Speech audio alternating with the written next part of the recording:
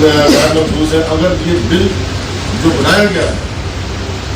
channel alert بل، اس کا عمل درآمد پراپر ہو، آنے کا جو عملہ ہے وہ ایجوکیٹڈ ہو، ان کو بعض بار پتہ ہی نہیں ہوتا، تھانے میں جاتے ہیں تو ایس ایچ او کو پتہ نہیں ہوتا اس کے اوپر دفعہ کیا لگے گی، اور مجرمان کو اس جو غیر متحرک کا دفعہ لگتی ہے کوشش کرنا چاہتے ہیں کہ خدارا ہمیں بھی پاکستان کا حصہ سمجھیں اور ہمیں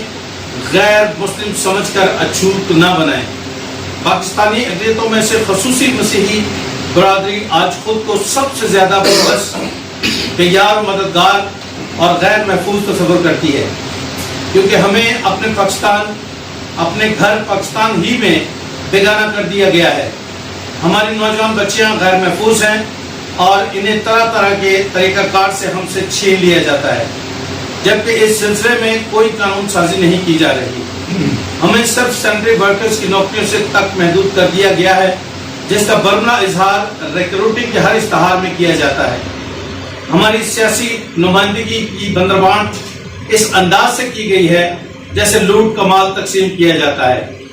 آج تک ہمیں جو بھی الیکشن دیا گیا ہے